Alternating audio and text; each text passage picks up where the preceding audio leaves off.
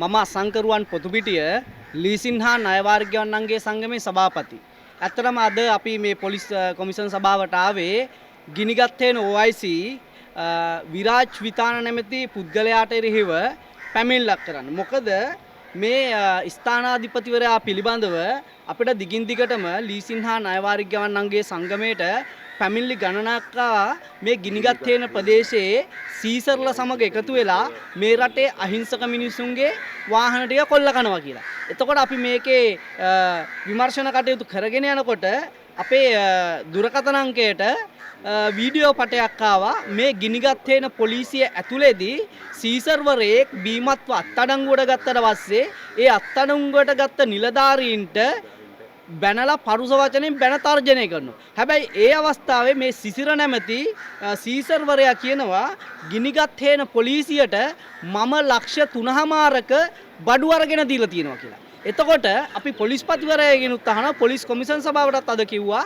එතකොට දැන් මේ මුදල් අමාත්‍යාංශයෙන් මුදල් වෙන් කරාම ශ්‍රී ලංකාවේ තියෙන පොලිස් ස්ථාන වලට ඒවා පොලිස් මූලස්ථානයේ තියෙන ඇඩ්මින් එකෙන් මේ ප්‍රතිපාදන ටික අදාළ පොලිසිය වලට වෙන් කරනවා. එතකොට එහෙම ප්‍රතිපාදන ගිනිගත් හේන පොලිසියට වෙන් කරන්නේ නැද්ද? ඒකද ලක්ෂ 3මාරක බඩු මේ සීසර්ලා ගිනිගත් හේන OICට දුන්නේ. එතකොට අපි අහලා බලමු මේ වීඩියෝ එක ඔහු පැහැදිලිව කියනවා. මේ ළමයිට දැක්ක මේ ගෑනත් කියලා යනවා. ඔබට ගන්නන්න ඕන. ඔයත් මම වැඩියක් කරන්න නෑ. මම බිව්වා. ඔබට හෙන ගන්නවා මේ. මේ හෙන හතක් ගන්නවා.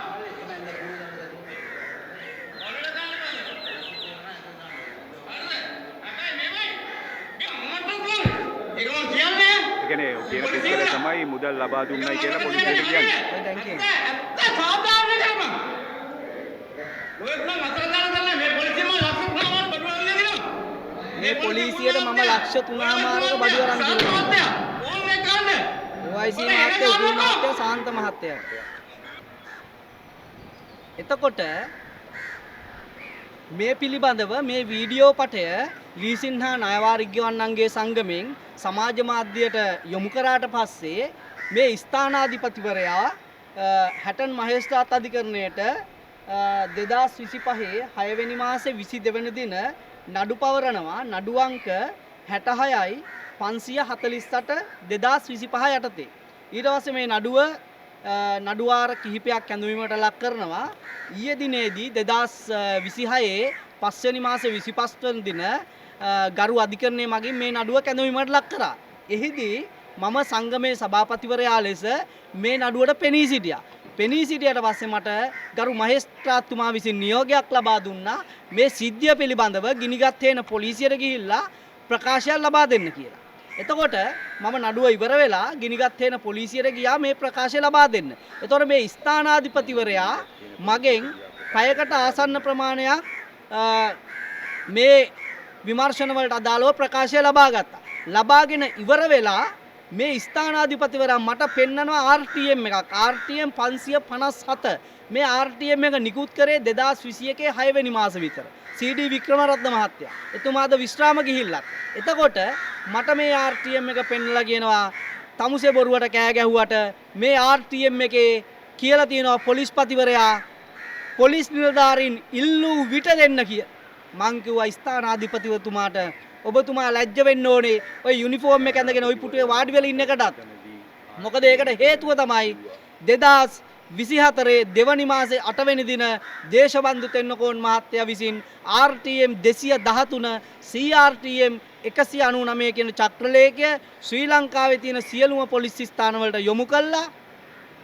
මේ රටේ වාහන කොල්ල කන්න නැති වෙන්න ඒකට ක්‍රමවේදයක් හදුවා. අනිවාර්ය 2000 අංක 56 කල්බදු මූල්‍ය කරන පනතට අනුව පොලිස් නිලධාරියෙක් ලබා දිය යුතුයි කියලා. එතකොට මේ ස්ථානාධිපතිවරයා ඒ චක්‍රලේඛ පිළිබඳව අබමල් රේණුවක්වත් දන්නේ නැහැ. එතකොට දන්නේ නැතුව ඔහුගේ වාසියට මිනිස්සු ගියාම කියනවා අපි පොලිසිය දෙන්නේ නැහැ. මෙන්න පොලිස්පතිවරයාගේ චක්‍රලේඛයේ ඉල්ලූ විට විතරයි මේකේ දින්නේ කියලා. ඉතින් ඒ පිළිබඳව එවලෙම අපි හැටන් SSP මහත්තයාව දැනුවත් කරා. දැනුවත් කළා ඔහු එවලෙම ගිනිගත් වෙන OICට දුරකථන ඇමතුමක් ලබා දීලා මේ පිළිබඳව විමසීම් කරා. අපි අද ආවේ පොලිස් කොමිෂන් සභාවට මේ වගේ අනීතික වැඩ කරන නිලධාරීන් මේ ශ්‍රී ලංකා පොලිසියේ හිටියොත් මේ ශ්‍රී ලංකා පොලිස් දෙපාර්තමේන්තුව කළු පැල්ලමක් එල්ල වෙනවා. එතකොට මේ නිලධාරියා පොලිස්පතිවරයාගේ RTM එකක්වත් දන්නේ නැහැ. මොකද හරියටම ඊයේ හවස 1:28ට මගේ WhatsApp අංකයෙන් මම ඔහුගේ WhatsApp අංකයෙන් මේ කියන අලුත් RTM එකද මන් දාලා කිව්වා